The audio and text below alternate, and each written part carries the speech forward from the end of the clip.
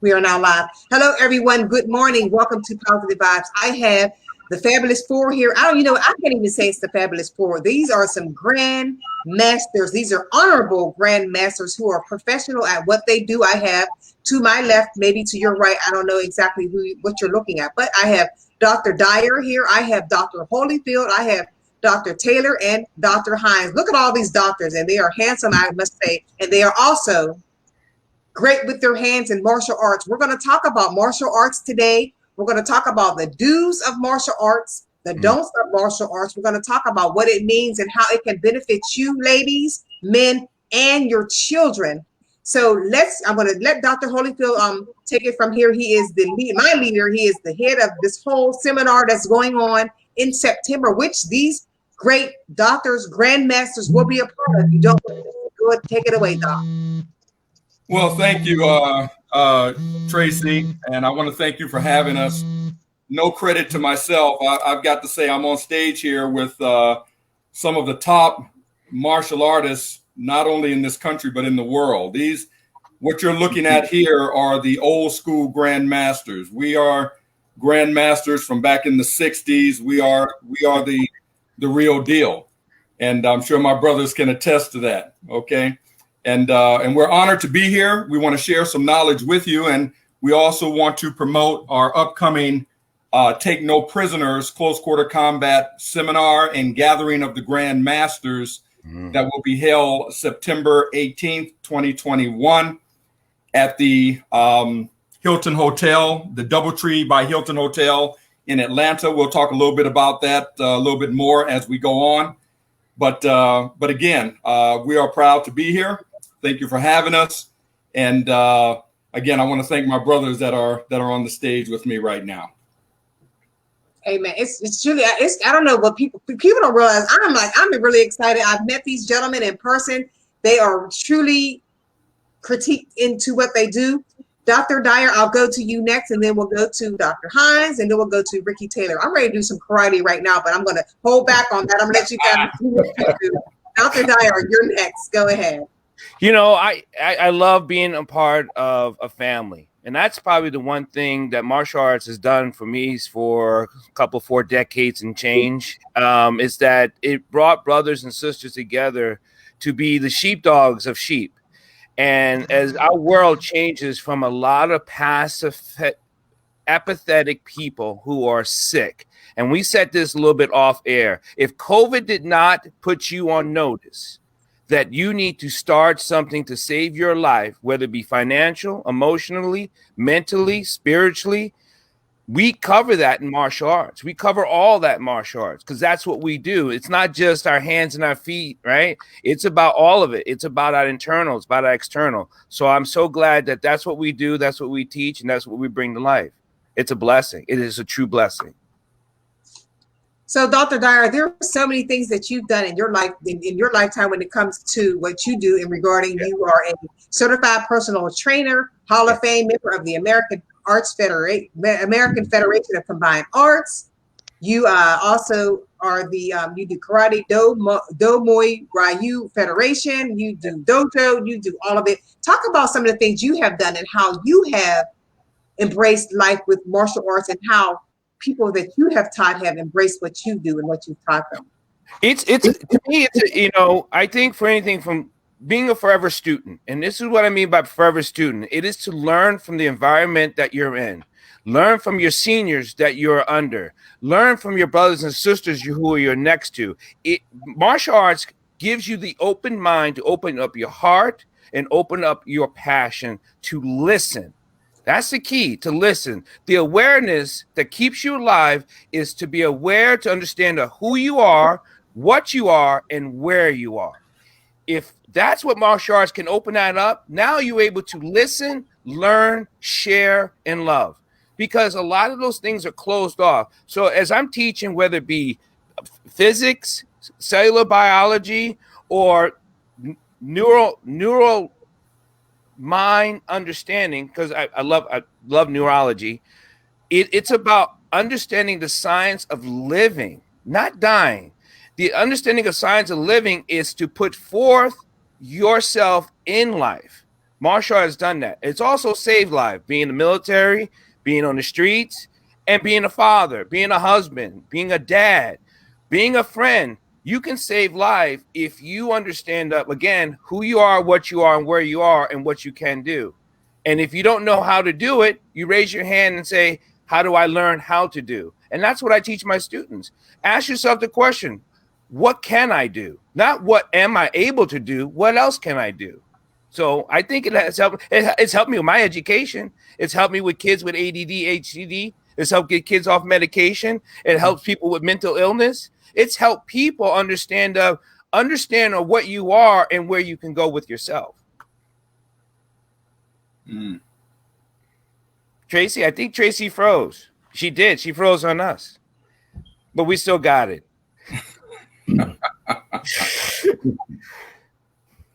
Okay, you know, Tracy, you froze on us. Go ahead, Dr. Dyer. So one of the things I think people are afraid of is being afraid.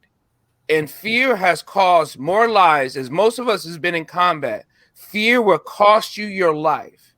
And it's not so much, fear doesn't make heroes. Fear makes you dangerous because you get so afraid, you get so frozen.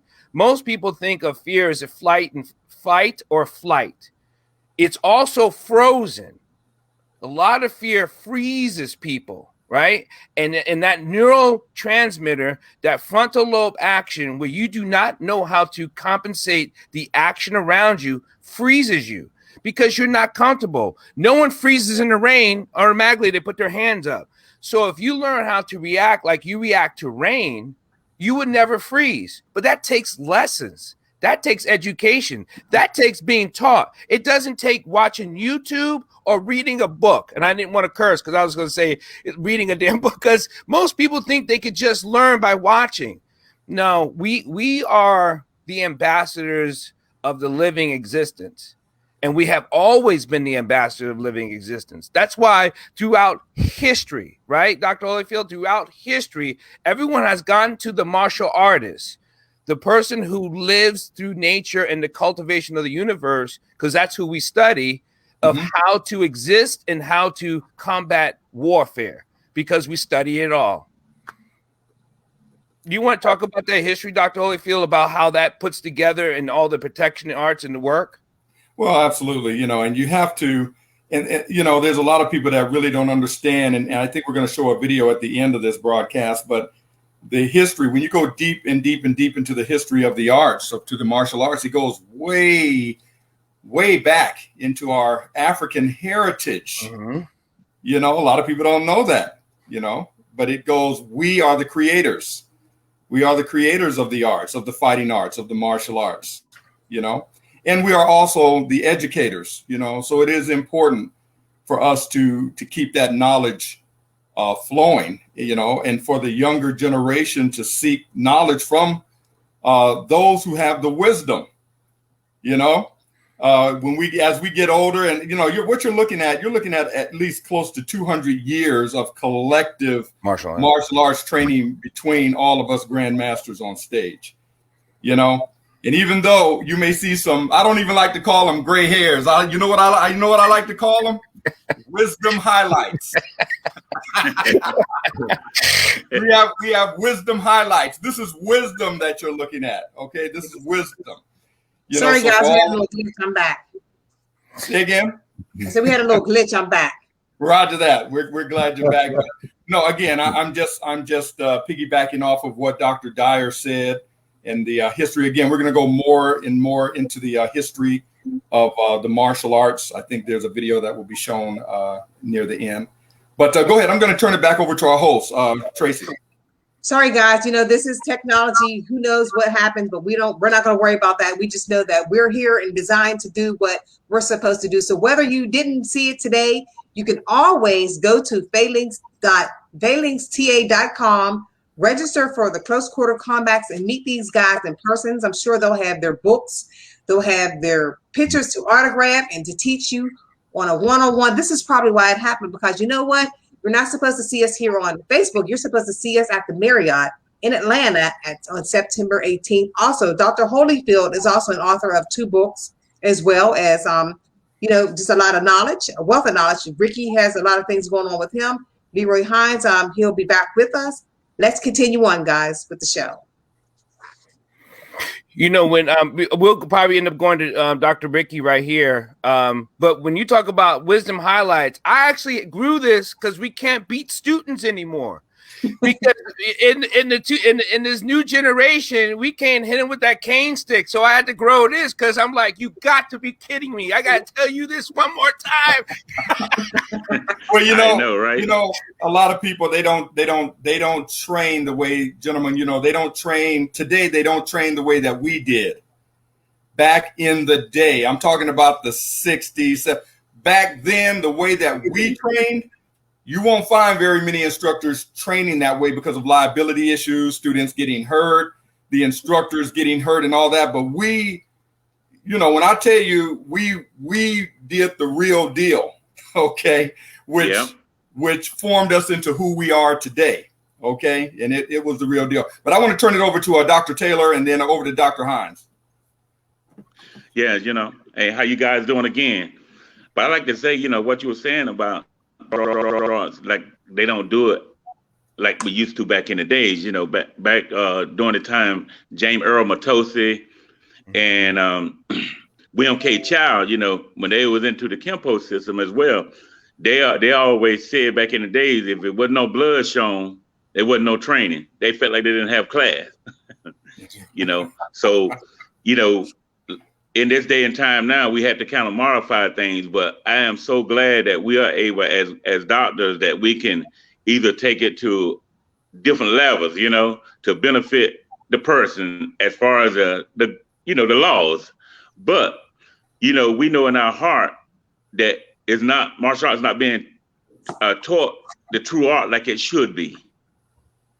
So that's why it's so good to come to these close quarter combat training so you can learn the true meaning of martial arts and learn how to actually train the way that we should and be able to perform the art as it should be. Because there's a lot of hidden stuff behind the martial arts that a lot of teachers don't even know. They can't even teach because of the fact of the liability and stuff. But when you come to the seminar, you can learn a whole lot of stuff. Right. And I think it's important also, Dr. Taylor, that we draw the distinction between the traditional art form of a martial art and then the practical, let's say, combat application to the threat that we face today. You understand what I'm saying? Because a lot of the traditional, you guys know what I'm talking about. Back in the day, we learned the traditional outside block, high block, and all that. Yeah. But what you have to do is you have to be able to, the system evolves. It evolves with the current threat. So when you're in actual combat, the traditional form gives way to something a little bit more practical. You understand what I'm saying? Where a regular outside block this way or an inside block this way may be something like this. It may be a sweeping motion that's a lot faster and it's something that's more conducive to a real world attack and getting in there quick, getting in and getting out. You know what I'm saying? And that's what you will learn when you come to this seminar. Again, the Grandmasters, and there's other Grandmasters that are not on this show and masters that will be there as well. And the object of this seminar is to give everyone who comes to the seminar a chance to spend time with the Grandmasters on what they're teaching. You understand? So the students will have ample amount of time to rotate around to the different Grandmasters and Masters and learn their art, learn their concepts, learn their systems. Something else that's going to be unique about this seminar is I will have my chief medical officer there as well. So we will be giving you a breakdown of what your strike is going to do to the human body, a medical analysis of what's going to happen internally to these organs and these bones that we break and what have you. Okay. So again, we're getting very detailed. We're getting very in depth with this. This is not your average seminar.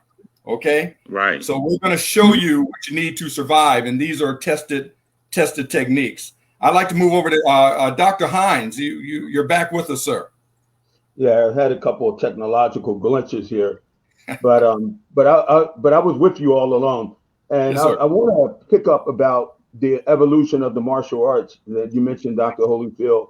You know, I grew up in Philadelphia. I was actually born in Baltimore, if you want to say that, because I was only there for a short period of time before my parents moved me to Philadelphia, where I'd spent the next 16 of my years. Then the next so many, 20 some years in the New Jersey, New York area before moving to Atlanta.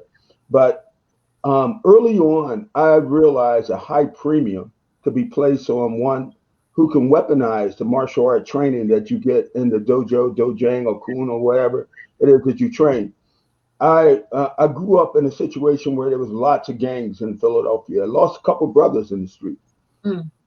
I knew nothing but to be hard in the martial arts, but somewhere right around the age like about 15, 16 years old, I woke up and I realized, I said, hold on for a moment. I've done this judo and I've done this taekwondo, this Korean martial art. I was able to go down and fight guys at Joe Frazier's who were boxers and be able to hold my own against them doing this stuff. And I was able to protect myself to some extent in the street. So I realized if I could achieve these goals, or they weren't goals, they were just things I was doing, I figured I could take the same energies and apply it to other things. Mm-hmm. So those same energies, I'd start looking at, 16 years old, I'm in school. I grew up, as I said, I'm in Philadelphia, then later on Newark, New Jersey, both horrific places to be, especially as far as education. So I start focusing on my education then. I said to myself, if a book could be read, why can't I read it in like a month or a week? And then later on, a couple of weeks, later on a week, later on days. So I start focusing on that level, start developing myself. But in the process, I start learning more and more and more about martial arts.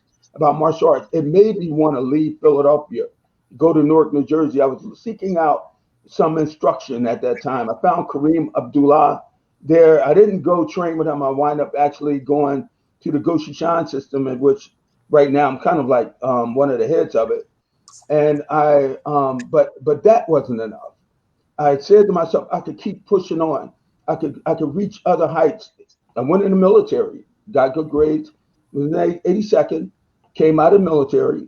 Then I went on going on to college, using the martial arts, pushing myself. I'm saying to myself, if I could do these push-ups, if I could do these calisthenics, these forms, these biomechanics that I normally do when punching, kicks, throws, and locks, there's no way in the world I can't learn advanced mathematics. There's no way I can't do this or do that. So I pushed on, and before I knew it, I found myself traveling abroad, living in Russia, living in Africa, living in lots of places. I've been to places where some folks don't even know even exist, like Ossetia and right outside of Georgia, the Republic, one of the former Soviet republics. So I've been to places where a lot of folks would never even imagine going, but I had a chance to practice martial arts everywhere I went. I had a chance to teach martial arts wherever I went, but like you, Dr. Dyer, constant student of the environment wherever I'm at. Learning. But that early on training in terms of the weaponization of the martial arts I do never for 1 second evaded me. I never took time off in my life. I don't know what it's like to say I'm burned out. I just had surgery, when was it, about a couple of weeks ago on my shoulder. So I went to my doctor this morning, and that's another reason why I'm up here, because my doctor is up here in the Washington, D.C. area. He said, well, I already know that you were going to be okay. So I showed him a Carenza that I did like this past Sunday with one stick. And he told me, he said, this is phenomenal that you came back that quick. That's only because I understand my core. Yeah. But what you were hitting on, Dr. Dyer, about understanding your core, about who you are, and what you represent in the martial sciences. I know for a fact that through practicing the martial arts, and basically bringing it into the modern era in terms of thinking and applying that template of martial science on today's world. If a person can embrace those ideals, you'd be surprised about what they can achieve. The only problem is that it's hard to get through because most people, we live in the world of Twitter where folks only write like, 30 or 40, I don't tweet, but I think it's about 40 characters or something like that. So there's no real need for anybody to be really articulate in anything. And that goes back to a conversation we had earlier about someone who once asked me, when is enough enough? I guess I can understand it why they're thinking that way, because their scope in terms of everything is not all that broad. Because like you're not tweeting, you're communicating in such a small veneer of projection that people are getting, so they're not getting the full who they are. They don't know who the full they are. So what it is that you get a situation where nothing is really totally fully done. And so, or put another way, people are not fully developed. But the martial sciences provide an avenue to be able to achieve that.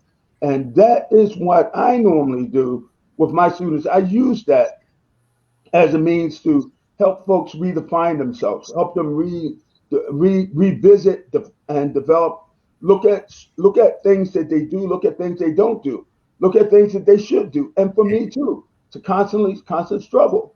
Every single day I'm learning something every day, but every single day I'm also struggling to be the best I can be. A lot of times I look around and some of the guys that I came up with over the years from different systems and what I've studied, they're displaced or they're no longer training. And they say, man, I don't do that anymore. And I'm like, how could they say that? Did I do something wrong? Did I take this wrong? No, I didn't take it wrong. It was a way of life from the beginning. And it is still a way of life. And it will continue to be a way of life. Folks who do train with me, they're not many, but those who do come, they stay. Because the reason why, it's a rough ride. It's rough. I'll be honest, man. The reason why is because I required so much of them. That's only because I want them to be the best. They need to be better than I am. And not only my students, that goes for my family also. I remember one time, and I teach at George Mason too. I teach finance and economics there. But I remember like my daughter one time told someone, they said, he knows a whole lot about this here. And he said, hey, well, just imagine, I have to wake up with him every day. And, I asked her, I said, what do you mean? She said, Dad, she said, it's kind of hard not to know that stuff from being around me. And that's because that is what I push. And I really push excellence or a higher maximum of being at every level possible. Mm-hmm. And that is one of the things in which I've learned in the martial arts. And that's what I'm hearing from all you brothers up here on this call, which is really great. As I mentioned before, I have never met anybody at the highest level who have been at that pinnacle of development in the martial arts who is not there in some form or fashion.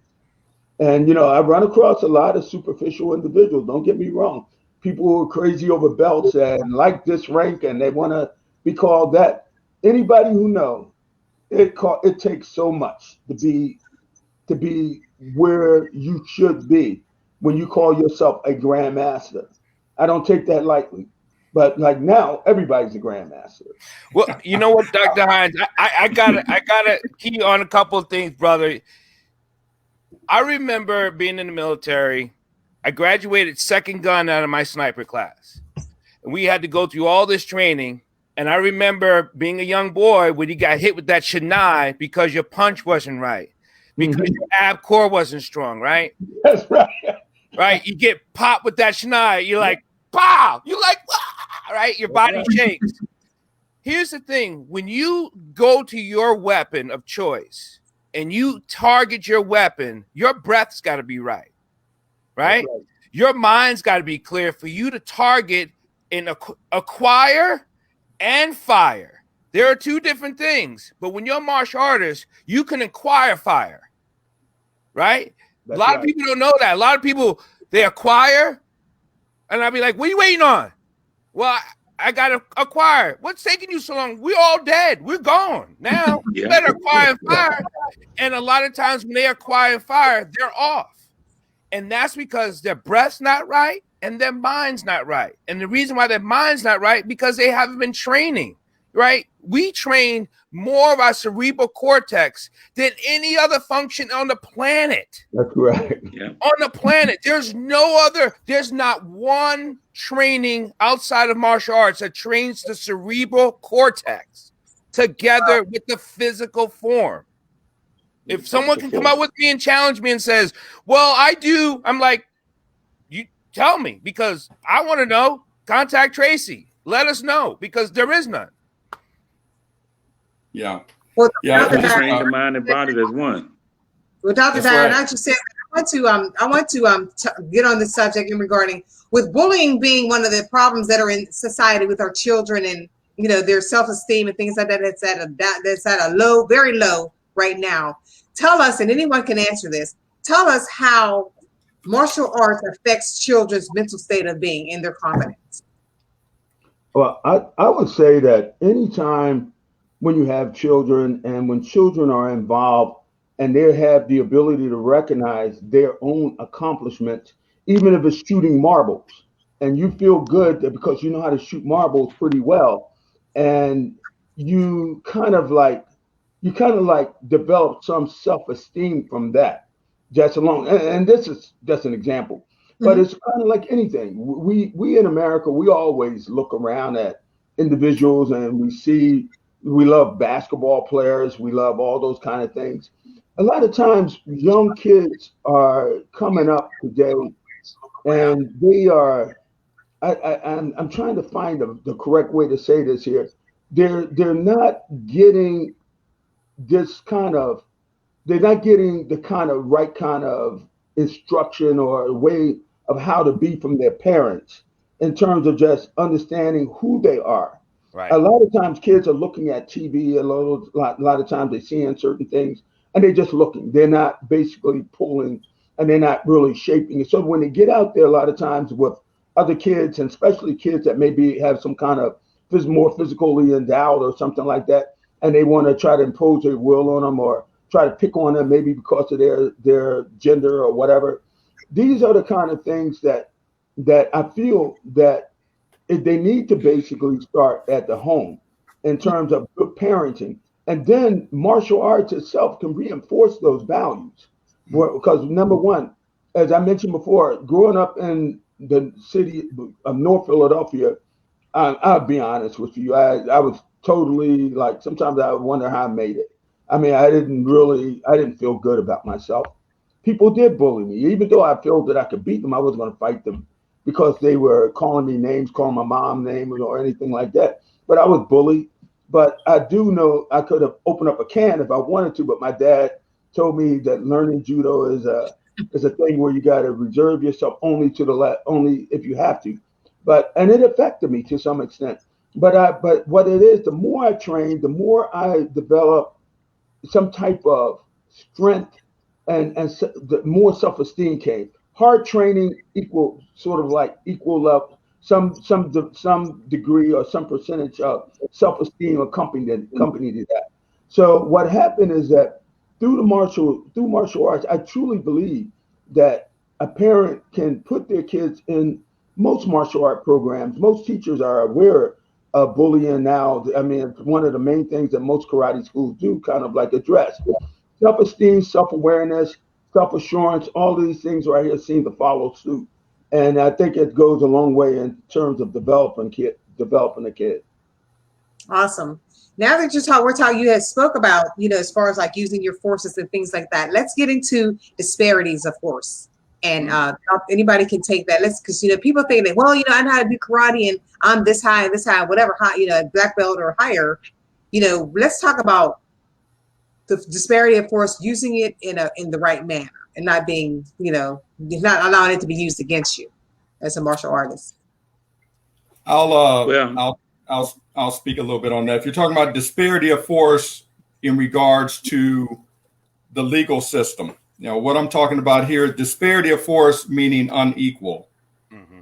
So let's say you have a self-defense situation. We as martial artists going against the average person without the training or skill that we have, there is a disparity of force there. And we have to be careful about that, because what we are trained fighters versus an untrained fighter. A person that has knowledge, a wealth of knowledge, years, a lifetime of knowledge on how to defend ourselves going up against the average person. And from a legal standpoint, the law would look at that as being, well, that's unequal. In other words, we are not justified in the eyes of a legal situation. A person strikes at us and punches at our face doesn't necessarily give us the right to break that person's arm in 4 different places. Okay. Wait a minute. Come on. Hold on. What about one place? What about just one place?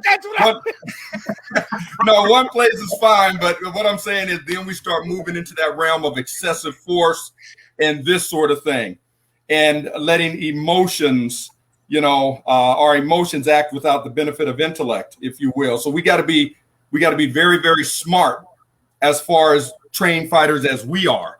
We have to be very smart out there in the world before we get into a situation with a person. We have to be able to quickly assess it. What is this person's intent? What does it look like they're about to do? And what we can, combat that with. You understand what I'm saying? Because if a person's coming at us with any type of a weapon, that could very well justify us using lethal force. And then it's going to be a wrap after that. I want to jump on that. And Wow. the thing is, one of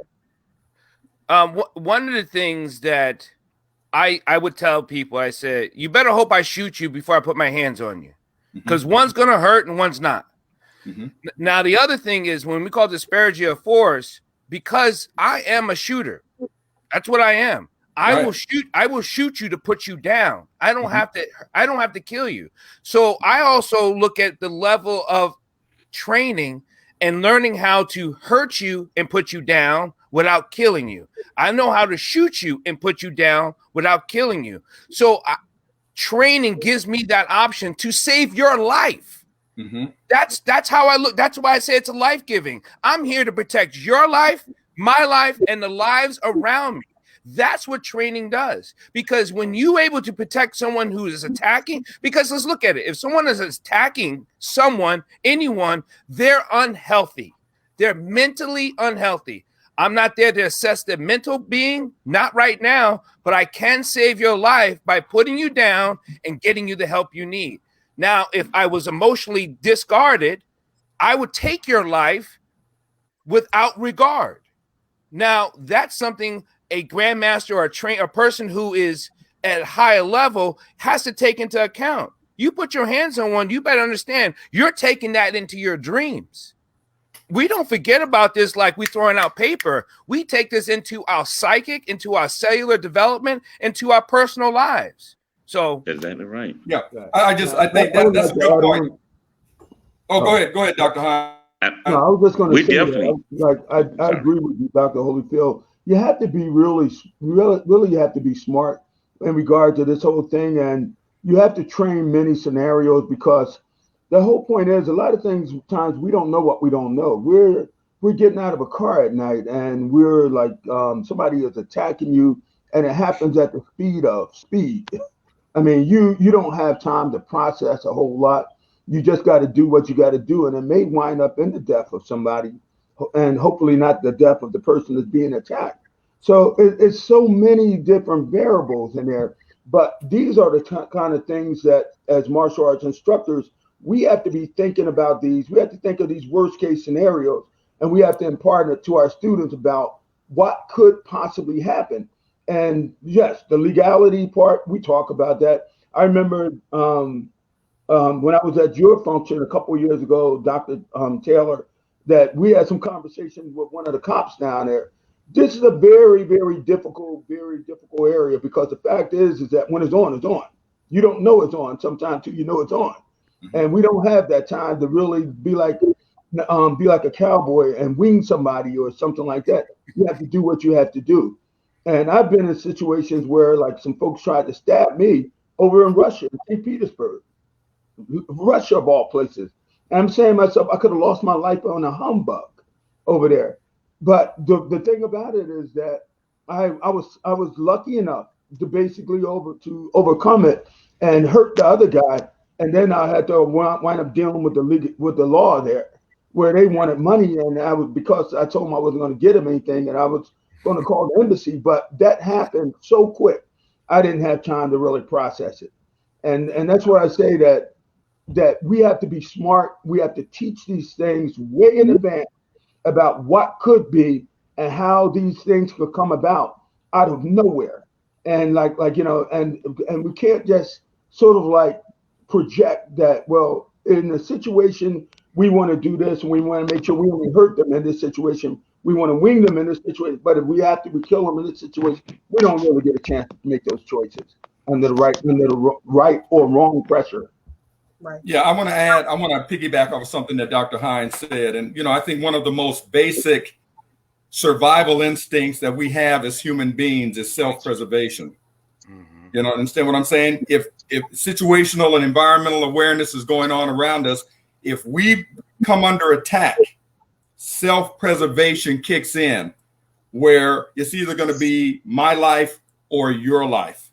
And we have to be able to quickly assess that. If we're in a dangerous situation like that and we have to defend ourselves and it's either you or me, then we have to do what has to be done. And Dr. Hines is correct. Things happen in a split second, and we don't have time to think about it. When it's on, it's on, and then we're going to be, but keep in mind, you're going to be accountable or held accountable for your actions afterwards. After it's all over. Exactly. And in this day and age that we're living in social media and video, rest assured you're probably being recorded, video camera somewhere. All right. So again, all of that comes into play afterwards, but when it's on in that moment, it's on. Absolutely. Exactly. I want to talk about what the days that we're living in now. We're living in the days now where there's a lot of gun violence, where people have went far away from, street fighting. It's, people are just pull out and they shoot. And of course, there's a lot of that going on right now. How can we, you guys, that are grandmasters in this martial arts thing, how can we encourage people to go back to their YWCA's, boys clubs, or just those places that are having these classes to learn how to defend themselves when it comes to with their hands and not guns, bring down the gun violence? Dr. Taylor, go ahead. Dr. Taylor? I think he froze. Did he freeze? He froze. Yeah, I think he froze. Well, to go back to, I think, Tracy, the question is community. I think we lost the sense of community. And I think that's what us as brothers do, as martial artists, as sisters and brothers. It's a community.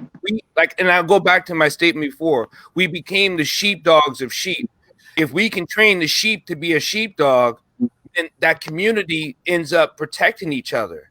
And that's where we denounce violence by practicing the peaceful art. Most people don't know that martial arts is the peaceful way, right? And it's because we honor the way. We honor life. It's not because we are here to harm. We're here to protect life, to give life. So we need to build community. And I think the only way we can build community is to build the person. The only way we can build a person, if we go back to what Dr. Hines says, it starts in the family. And I don't know, and it kind of piggybacks to your original question. These young kids who are being bullied, they don't know who they are. Mm-hmm. And if they don't know who they are, they will pick up a gun. There is no discernment between picking up the gun and not knowing who you are. Because even us as military people, when you take that oath, and all of us have taken that oath, when you take that oath, it is asking you, you are now part of something within something, right? This is not a gang. This is about service. A gang is selfish. So look at it that way. When you brought into a family, it's about service, not selfishness. That's a great point.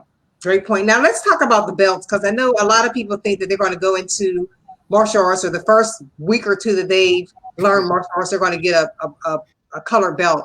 Let's talk about the belts and how they go up the ranks, if you will, so we can educate some people that are unknowing about the belts and how they go. I just want to start by saying, you know, the belt situation is simply a way of gauging a person's advancement through the ranks, and that goes way back in history to whereas way back in the day there were no colored belts. Okay, you just had a white belt, and you wore that white belt for years and years, and as that belt continued to get soiled and worn over the years, you would walk into a dojo and you would see different shades of white. You would see white, you would see light gray, you would see dark gray, you would see dark black. And this right here was what gauged one's advancement in the arts. So when that belt was almost black and ripped and torn, that person had been in the arts for quite some time.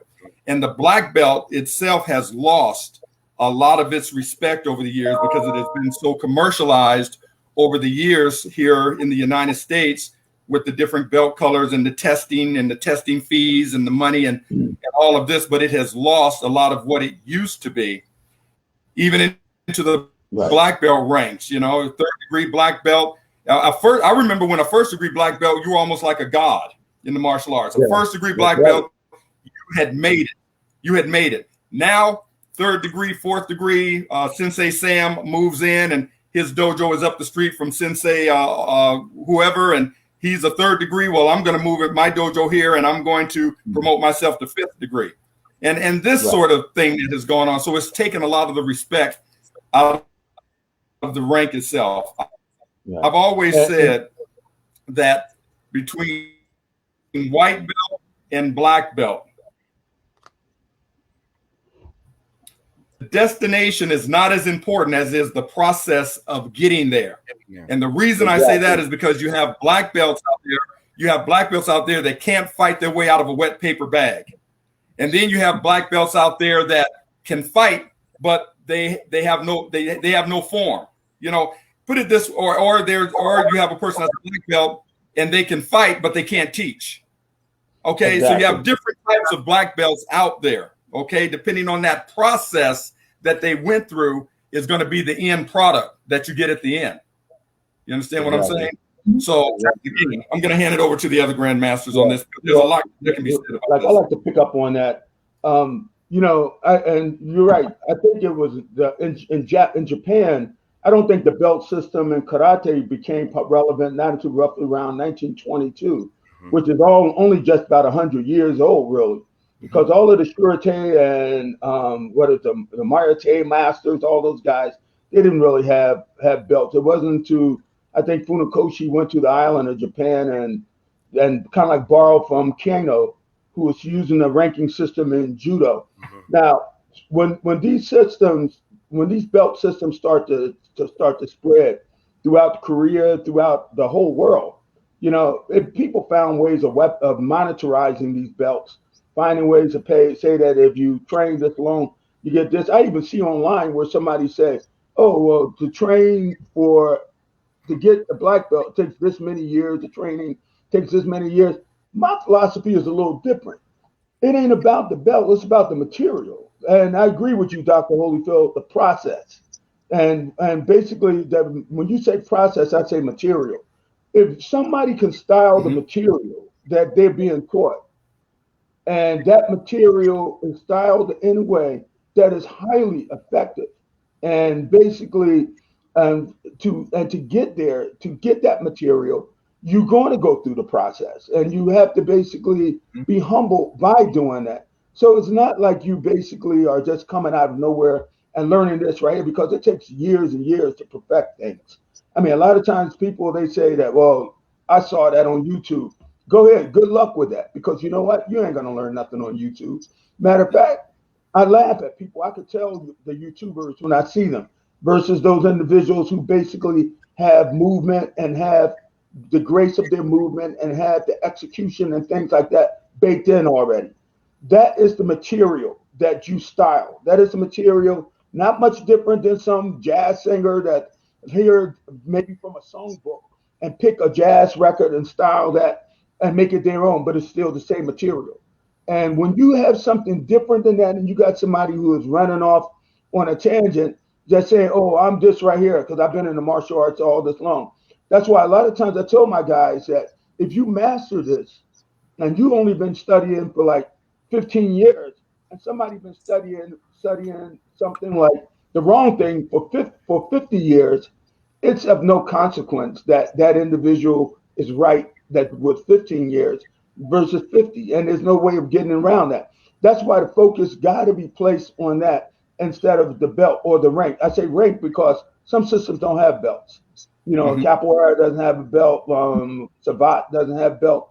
Greek, Gavong, many different martial arts styles. Most of them don't have belts, but they all call themselves some kind of mastery or some kind of ranking as they go up.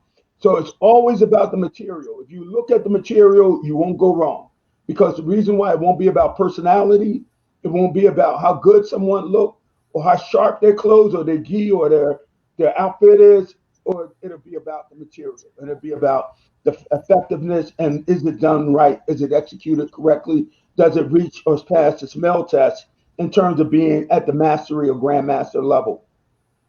You know, I stew over this. I stew over the conversation of belts and McDojos, as we comically call them, because when we were younger, after you learn something, when we were in New York, you go out in the streets and a lot of people will be like, "Oh, so you came from your karate class," and they throw a punch at you. Mm-hmm. That's what it was, right? So if you're not learning right, you just got smacked in the mouth. So young, newer people who are working in those classes, they're not putting their education to the test. It's like asking a person who just graduated high school to write an English paper and they don't know how to spell. Well, that kind of, so what high school did you graduate from? You know, you don't know how to spell. Or that's like reading about surgery and going to the hospital and talking about, let me practice surgery because I learned it on YouTube. Why are you trying to bastardize our passion for your purpose? And that's how I look at it. Don't bastardize my passion for your purpose for a profit, because it doesn't work. If you're going to bastardize it, then let me address that. But my passion isn't your profit. I get held back a lot from a lot of you senior brothers saying, don't go into that dojo to shut it down, because I truly want to lock doors, close up some window shades, and say, let's go.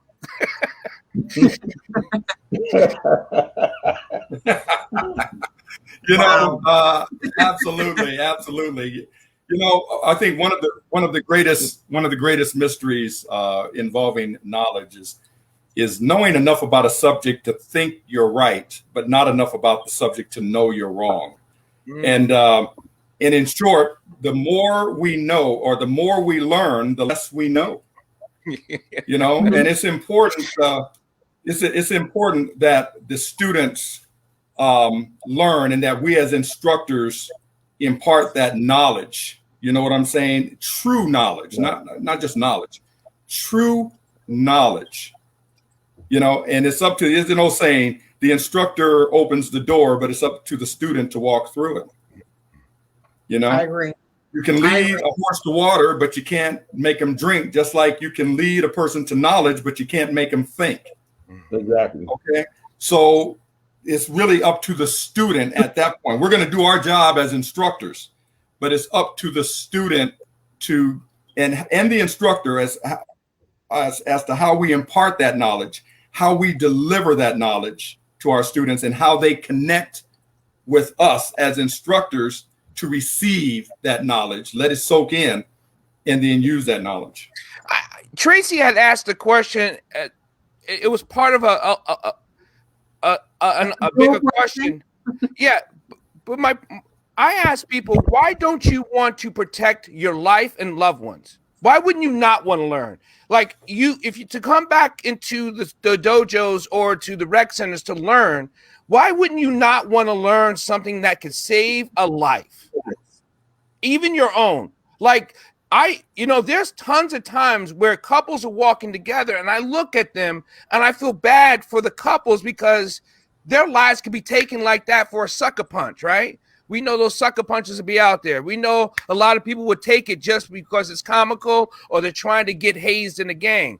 Life is precious, so why wouldn't you want to protect it? That I'm so baffled by the lack of response from individuals outside of the martial arts community that don't even think about protecting their life. But it's funny, but they have alarms on their cars.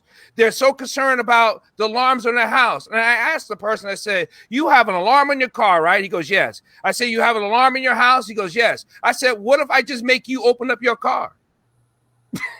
Your alarms do nothing. I could just have you open up your house and I can walk into your house. So how's your alarm working for you now when I can make you do what I want you to do because you can't stop me from doing it? So how's your alarm working? But well, hey, Dr. Dyer, I want to address this question so people would know if it's their instincts or their gut feeling telling them that they want to go into martial arts. Dr. Dyer, what inspired you to want to go into martial arts?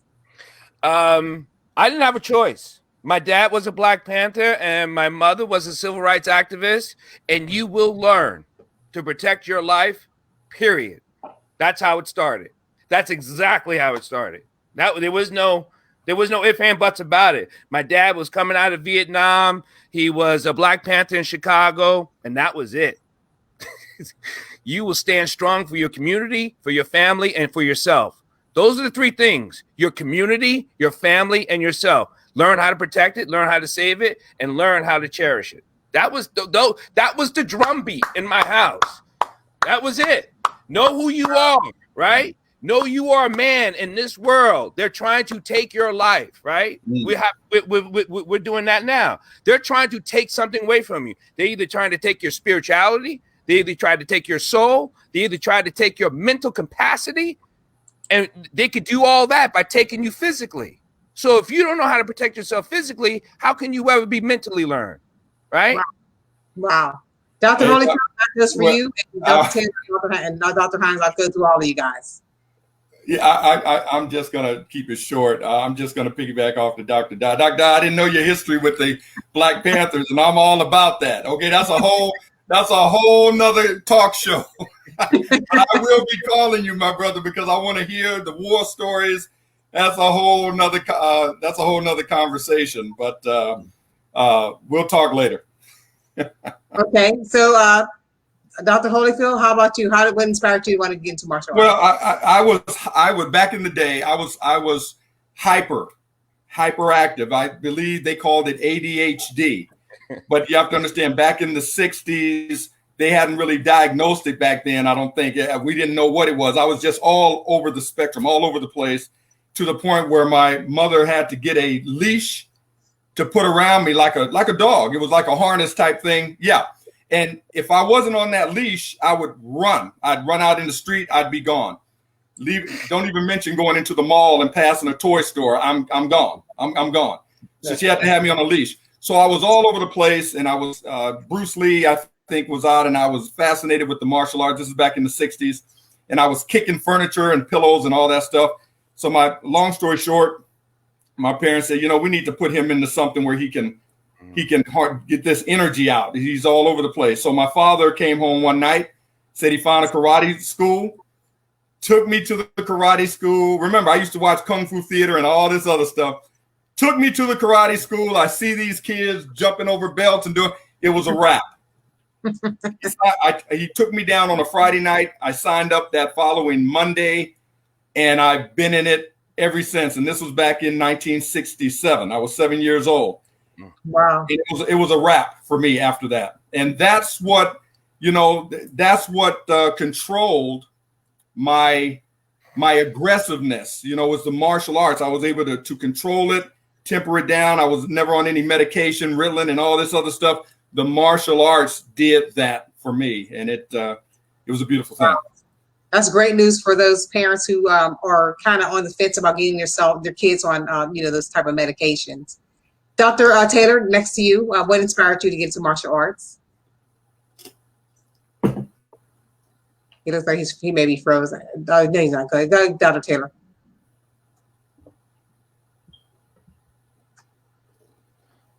He's having some connection problems, I think. Okay. Yeah. Dr. Hines, what made you get into martial arts?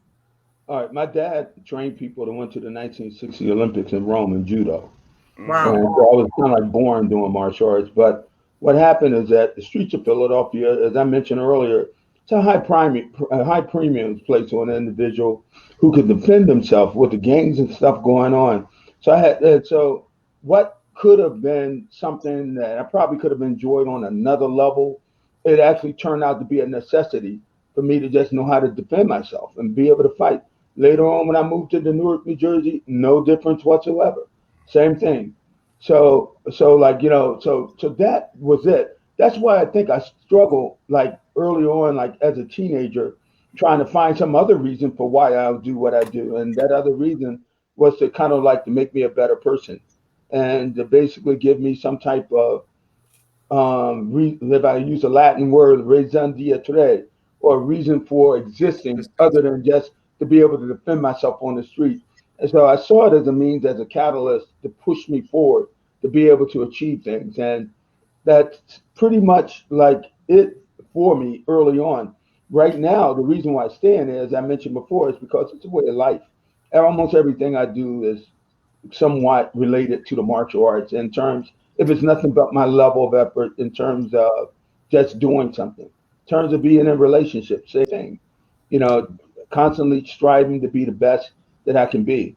And early on, those things were not all that readily available to me to understand. They became later for me that is what I could do with the martial arts. And that's kind of like what I push now with my students.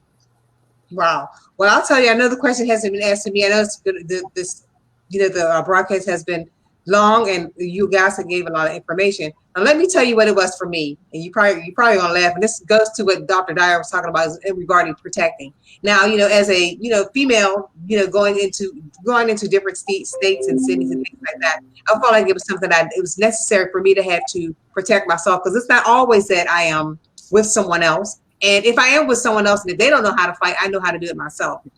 So I learned how I went into, and I got into dojo. Let me tell you how I got into dojo. I actually was at a school. It was like a school little event for my son, who does martial arts sometimes too. And I signed up for a free dojo class, and I'm like, I'll sign up.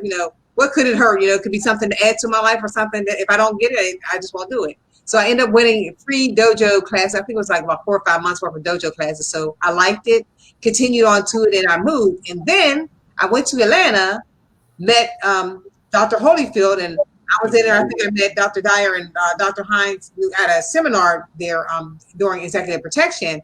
And I'm looking around like, wow, I need this. I'm in Atlanta. I don't know anybody. And what would happen if I need to combat somebody if I'm out and about doing my own thing? So I need this. So I thought like, okay, I need to protect myself. And why not protect myself and learn from a professional that has been doing it for years from right here? It was right there it was the Golden Corral was right there. The buffet was right there. Everything that I needed. So that's why I came to be an executive protection specialist, as well as being versed in martial arts. So Dr. Holyfield, I thank you for just having Phalanx Training Academy. Let's talk about this seminar, September 18th, and what makes it so unique.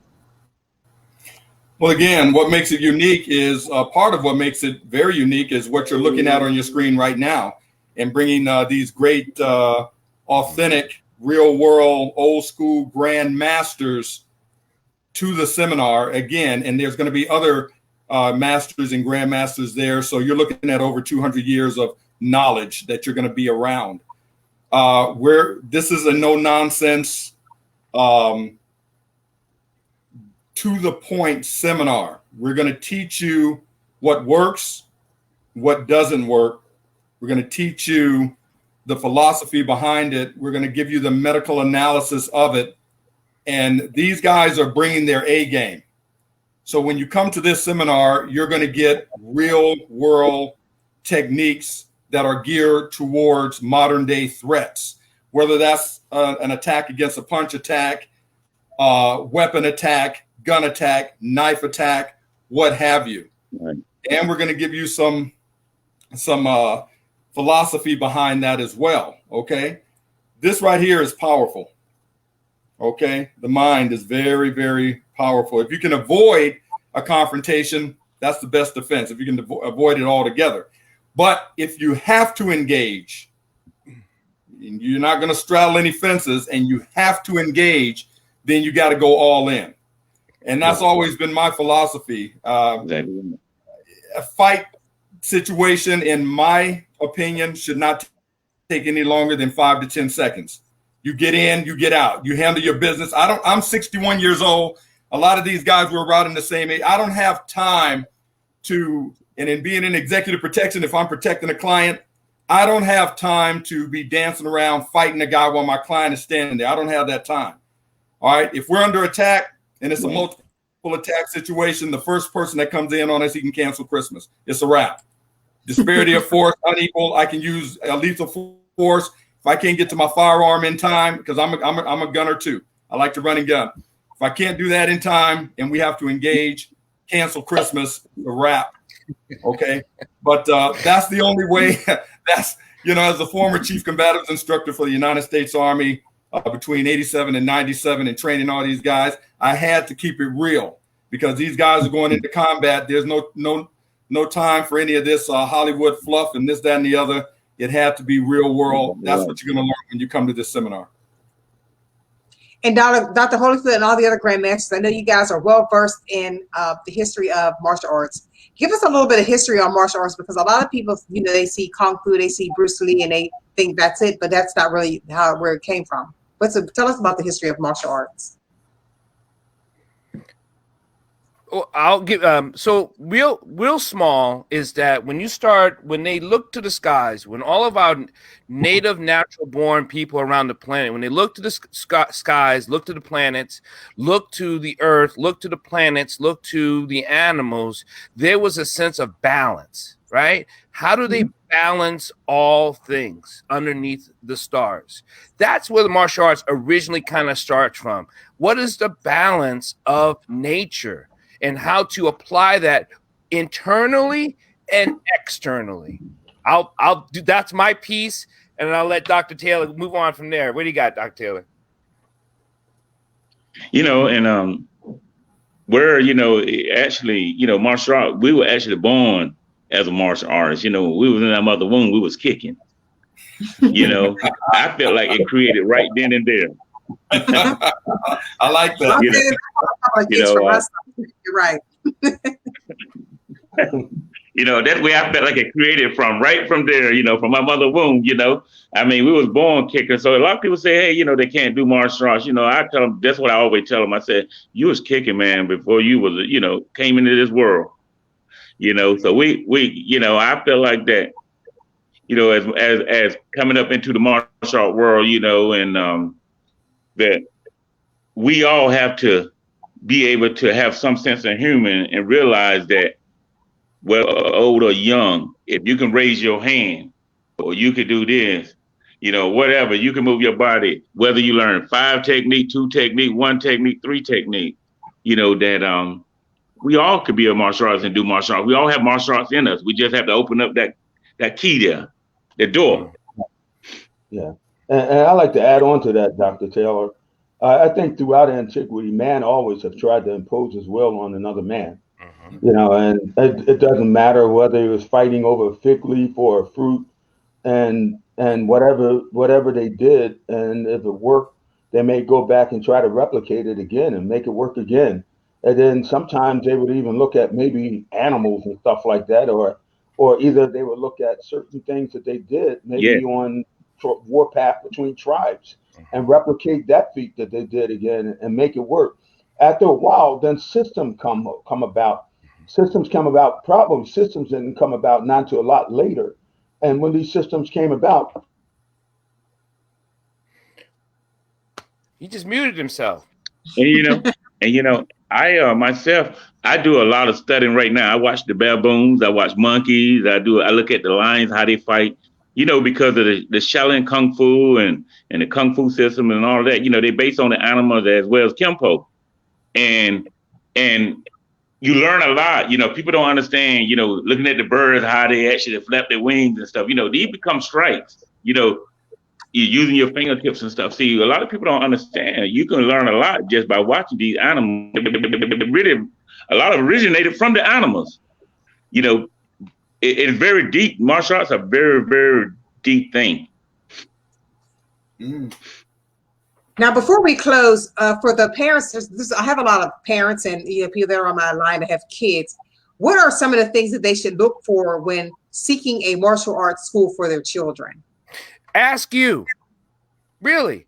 They need to contact you because you have connections to so many beautiful brothers and sisters. I got some people that could check out their school. That's as simple as that. Ask someone that knows and then ask them to check it out. I call dojos all the time around the country for people I meet. They're like, I know someone who lives in San Antonio. What's a good school down there? Hey, I got people down there. All right, we're part of San Antonio. I'll call them if you can get to them. These other places, I don't know them.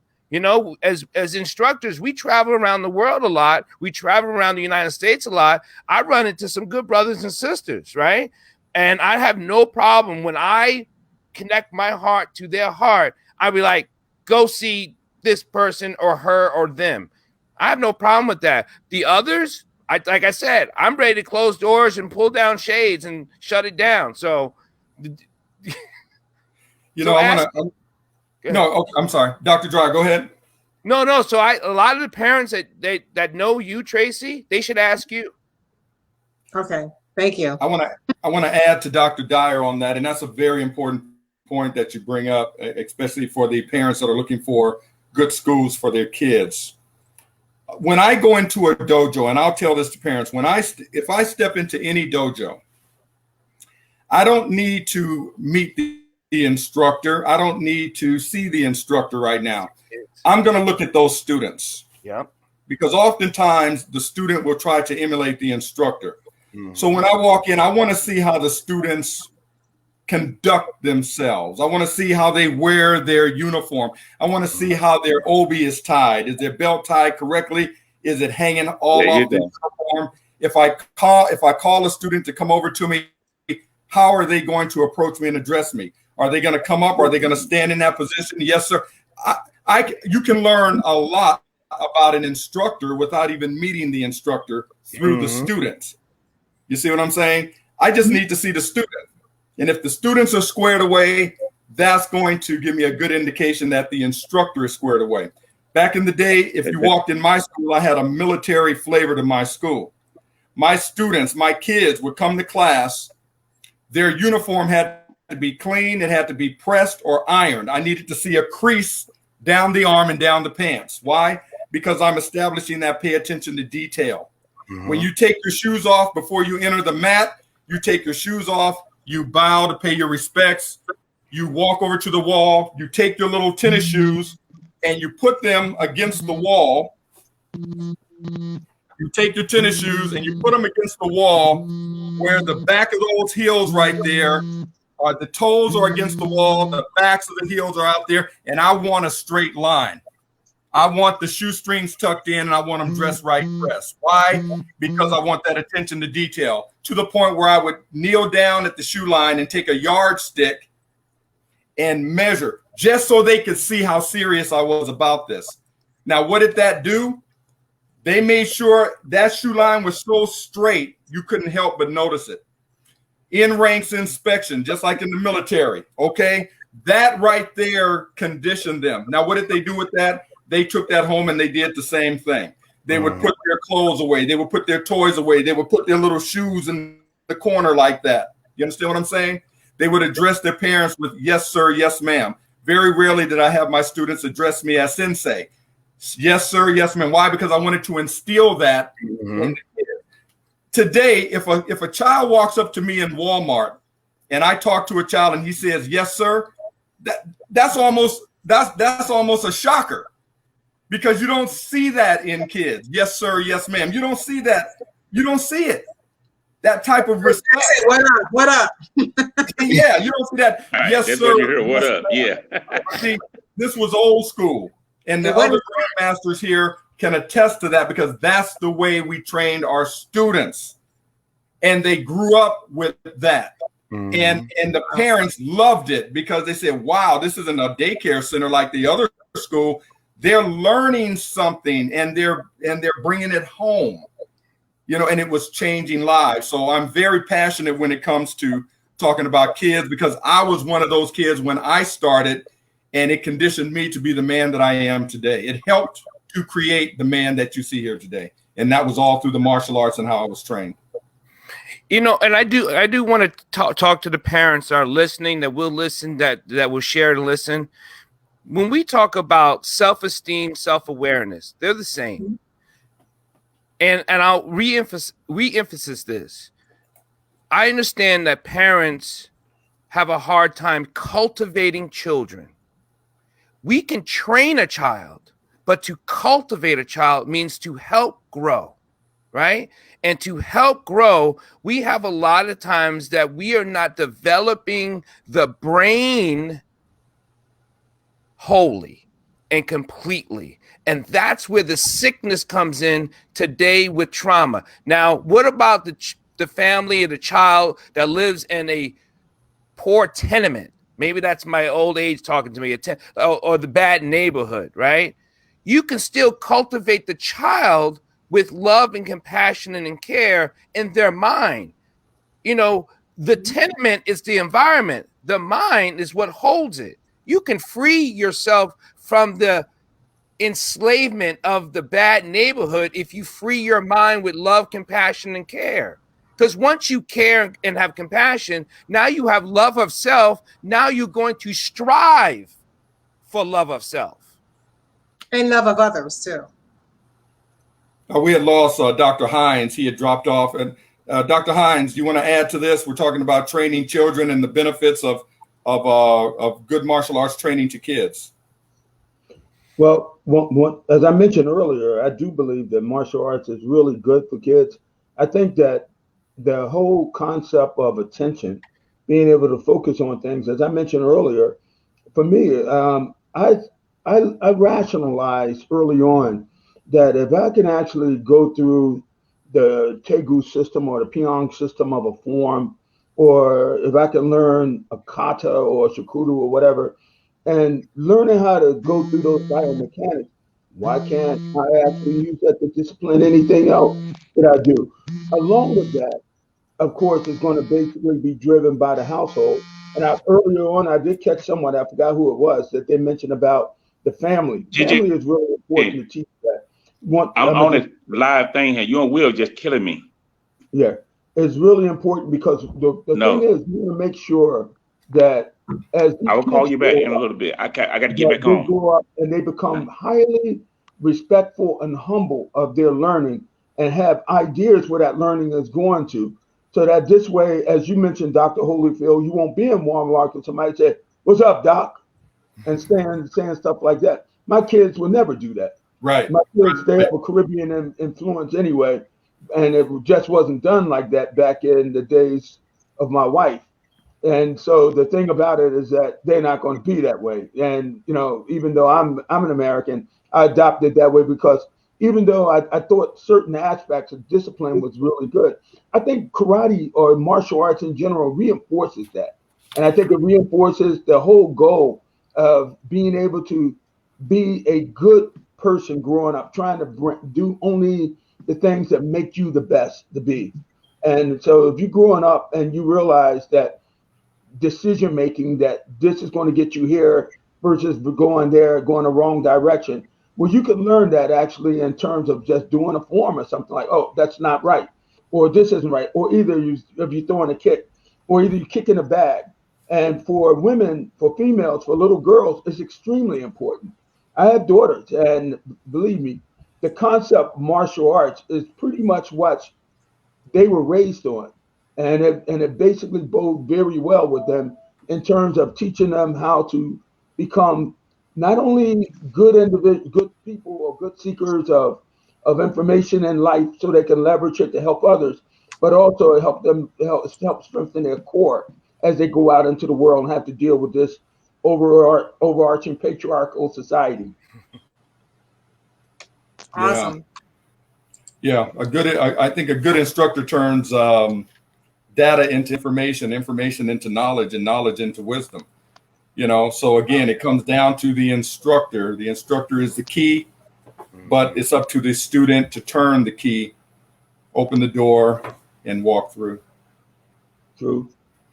And if I may add to that, Dr. Holyfield, a lot of times, like when the instructor is turning the key, sometimes individualism is really important, because I know a lot of times, Dr. Dyer, I think you mentioned McDojo.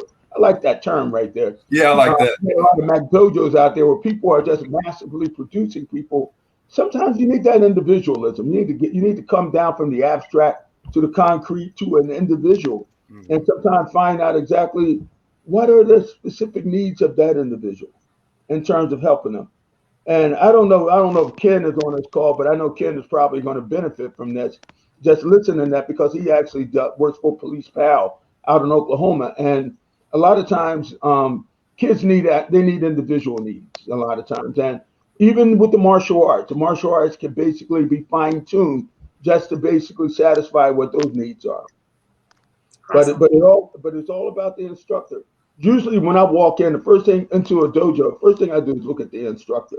I could tell basically who is a good instructor. I could tell just by their aura.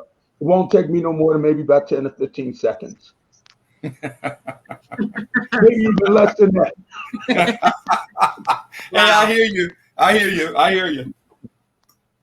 Well, as we get ready to end this broadcast here, I want you guys, this is Positive Vibes. I want you to leave a positive vibe about what you do about martial arts and how we can see our children moving in the right direction in the future. I'm looking for a switch in the children's attitudes, their minds, and how they interact with each other. My real quick thing is that I want you to get taught, then practice, and then train and practice some more. I don't know any other way for you to do something well without being taught, and then without practicing, and then without training. Practice means take what the things was taught to you, work it out. Now, training means to do it on your own, so then you can go back to who taught you and practice it again. So get taught, practice, train, practice, please. Even that with math, do math over and over. And if you get the answers right, just keep doing it so you practice on getting it right. Exactly. Awesome. Dr. Hines, what's a positive note from you with positive vibes regarding martial arts? Yeah, well, I agree with Dr. Dyer. I think that it's something that as we actually teach and as we actually do, we have to continue to practice it. And it's as I mentioned earlier, for me, it's a way of life. And if folks pursue it as that, and it's kind of hard sometimes because, first of all, people have to learn what it's about. If they don't know what it's about, it's kind of hard for them to leverage it as a way of life. But as folks start to learn and they learn that it becomes a way of life, as you continue to practice, you would basically reap the rewards of being able to have all of those virtues, such as self-assurance, self-awareness, self-ability, self-sustainment, and, oh, by the way, self-defense too, if needed. But the most important thing is those other ones, those other attributes that I mentioned earlier. But I do believe that, and I feel that I'm a product of that myself, that if a person really leverage the martial arts and make it a lifestyle, they will inherit the win. Awesome. And Dr. Holyfield? Inspiration and aspiration is only as good as the perspiration that follows it. Woo! I think preachers proclaim while teachers explain. So again, link yourself up with a good instructor. Come to the Close Quarter Combat Seminar in September, and let us teach. And in September, on September 8th, it's 9 to 5. So, the information, the website is scrolling below. Come and be prepared to learn. Right. September 18th, Saturday, September 18th, 2021, from 9 to 5. And go to the website, grandmasters.com. Click on Close Quarter Combat for all of the details of the seminar. Awesome. We look forward to Well, seeing guys, you. thank you so much for being a part of Positive Vibes. This is definitely a positive one. You know, there wasn't any flashy things going on. So hopefully I'll get this out to you guys and get you a link so you can share this on all your social media platforms. You know, you always are welcome to come back and be a part of Positive Vibes at any time. Thank you, Dr. Dyer, Grandmaster Dr. Dyer, Grandmaster Dr. Hines, Dr. Holyfield. I salute you guys. Thank you for all that you do. And I look forward to September 18th. I'm ready to go now. And our brother Dr. Taylor, he dropped off again. But again, all of the Grandmasters will be there, and we look forward to working with you. Thank you for having us, Tracy. Thank you. Thank you so much. God bless you guys. All right. Bye-bye.